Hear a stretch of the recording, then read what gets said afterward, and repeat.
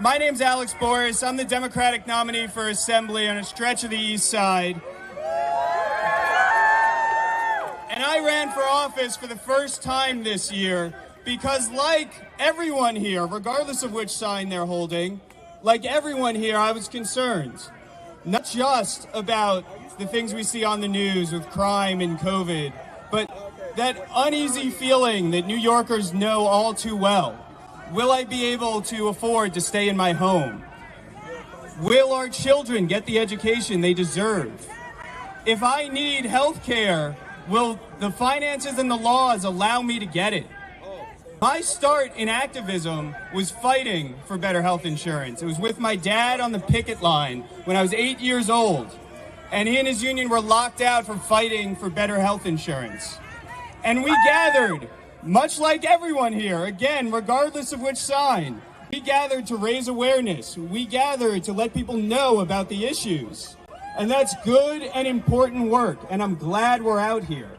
But the other thing that I learned from my two union parents was the value of a hard day's work, was putting your nose to the grindstone and not just coming with complaints, but coming with solutions.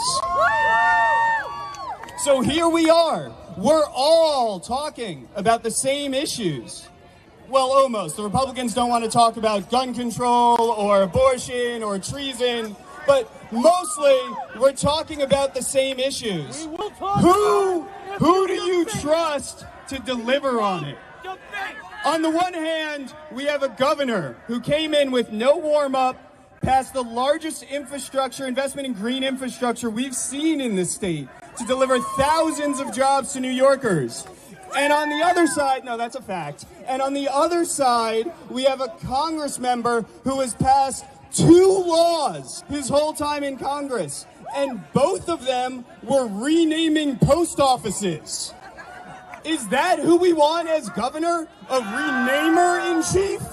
That's who we want looking after us? Now let's talk about crime. You want to talk about crime or you want to yell? Let's talk about crime. On the one hand, we have an attorney general holding the criminal-in-chief accountable, where so many others have failed.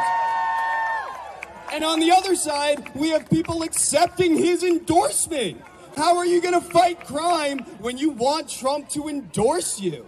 You want to talk about inflation. You want to talk about pocketbook issues. Governor cut middle-class taxes. The governor invested in childcare. That's taking more and more money out of everyone's pocket.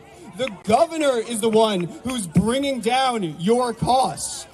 She invested $25 billion in affordable housing. Do you know the only mention of housing on Lee Zeldin's website? The only one?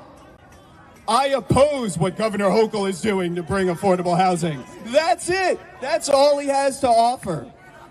So here we are in the Battle of New York. And those are the issues that they want to talk about. Then you get into gun safety.